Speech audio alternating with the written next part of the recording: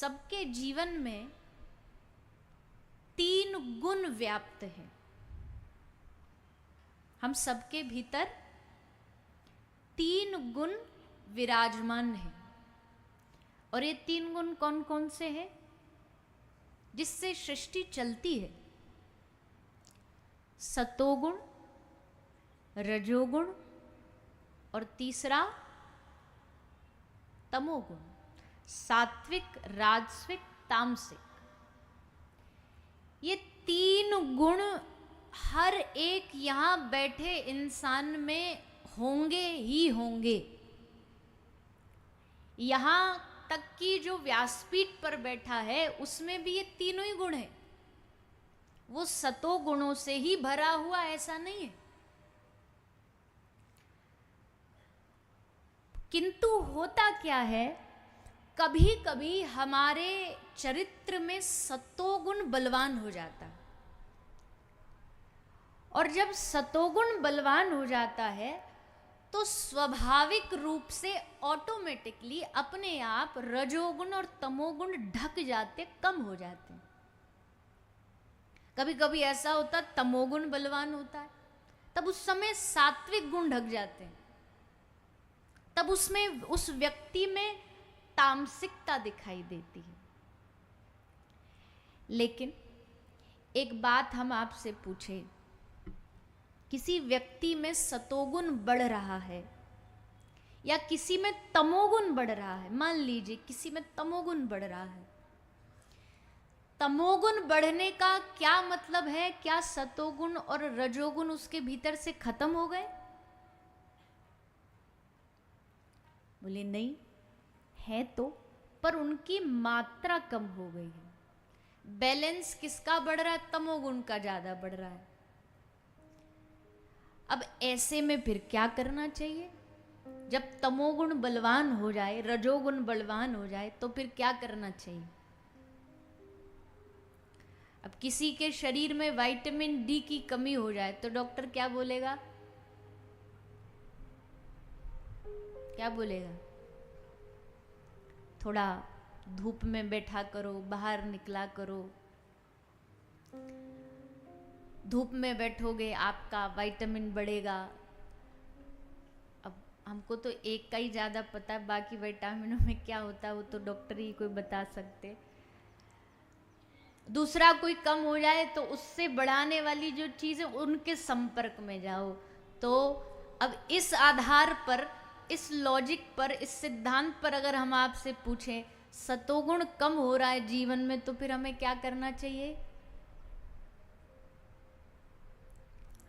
बताइए ना। जिनमें सतोगुण है या जिस जगह में सतोगुण है उस जगह से, उस व्यक्ति से संपर्क बढ़ाइए। उन लोगों के संपर्क में आइए जिनका सतोगुण बढ़ा हुआ है।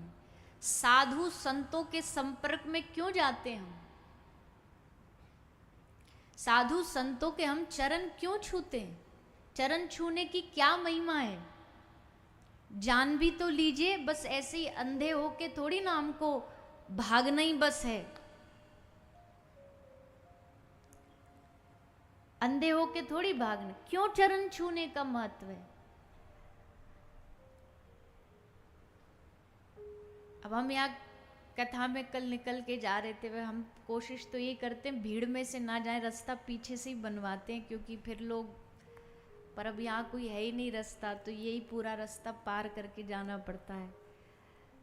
तो हम देखते हैं, कई बार ऐसा देखते हैं, हम तो अपने आप को उस गिनती में नहीं रखते, बस व्यासपीठ का गुण है इसलिए लोग छूना चाहते हैं ऐसे। अच्छा, अगर उनके पैर भी छूने में नहीं आए ना तो ये कंधा ही छू लेंगे, पर छुएंगे। चरण तक हाथ नहीं पहुंच रहा तो यहाँ यहीं थप्पड़ मार देंगे, पर छुएंगे। तो स्पर्श का क्यों महत्व होता है? बोले भैया, जैसे किसी के संपर्क में आने से, फोन चार्जर के संपर्क में, इलेक्ट्रिसिटी के संपर्क में आने से चार्ज होता है, वैसे जब किसी सतोगुणी व्यक्ति को आप छूते हो, स्पर्श करते हो, तो उनके सतोगुण आप में भीतर प्रविष्ट करते हैं। इसका मतलब ये नहीं है हमारा आप निकलना मुहाल कर दो, हम में नहीं है सतोगुण। पहले ही बता रहे आपको क्लियरली, शब्दों में नोटिस बोर्ड लगवाना तो वो भी लगवा लो, जिनमें होता उनको छूइएगा, उनको, और वो भी उनकी आज्ञा लेके। बिना आज्ञा के कभी साधु के चरण नहीं छूने चाहिए। दूर से धरती माता को प्रणाम कर लो, दंडवत कर लो, पर चरण नहीं छूना चाहिए जब तक उनकी आज्ञा नहीं हो।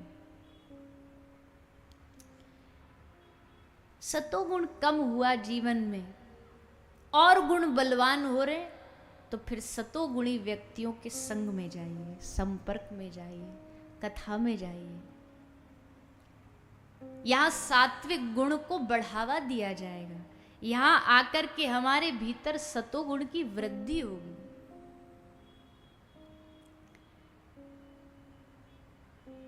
इसलिए और जीवन में विशेषकर ध्यान रखो 3-4 चीजों का। जीवन में 2-3 चीज से बिल्कुल दूर रहना चाहिए। किन से दूर रहना चाहिए? गोस्वामी जी कहते हैं, गोस्वामी तुलसीदास जी कहते हैं, जिन हरि कथा सुने नहीं काना, श्रवण रंध्र अहि भवन समाना। जिनके कानों ने कभी भगवान की कथा नहीं सुनी हो ना, ऐसे व्यक्ति से हमेशा दूर रहना। आप तो सुन रहे हो कथा, पर जो नहीं सुनते उनके संग में भी मत आना, उनका संग भी मत करना। क्यों? वो व्यक्ति कैसे, उनके कान कैसे, अहि भवन समाना। जैसे सांप का बिल होता है ना, सर्प का बिल, सर्प क्या करता है, क्या छोड़ता है? सर्प हमेशा जहर उगलता है, जब भी उगलेगा जहर ही उगलेगा। इसलिए ऐसे व्यक्ति जिनके कान कभी भगवत कथा नहीं सुनते, वो सर्प समान है, उनसे दूरी रखो, उनका संग मत करो। और किसका संग नहीं करना चाहिए? जिनकी आंखों ने कभी हरि का दर्शन नहीं किया हो, ऐसे व्यक्तियों का संग मत करो। जिनकी आंखें दुनिया को तो देखती हो, पर जिन आंखों ने भगवान को न निहारा हो, ठाकुर जी के दर्शन न किए हो, उनका संग मत करो। उनका संग करो जिनके नजरों में मोहन समाए, वो नजर फिर तरसती नहीं है। उन लोगों का संग, जिनकी आंखों ने दुनिया ही देखी है, उनको क्या देखना। और किसका संग नहीं करें? कान हो गई, आंख हो गई, अब क्या बची? ये जिसके कारण दुनिया में सब झगड़े होते हैं, ये रसना, ये जिह्वा 32 दांतों के बीच में रहती है, पर इतनी ताकतवर है, इतनी दबंग है, दांतों के बीच में रहती है पर डर के नहीं रहती। क्यों? क्योंकि उसको पता है इसमें इतनी ताकत है, एक शब्द भी बोल दे और ऐसा कड़वा बोल दे कि ये 32 की 32 बाहर आ जाएंगे।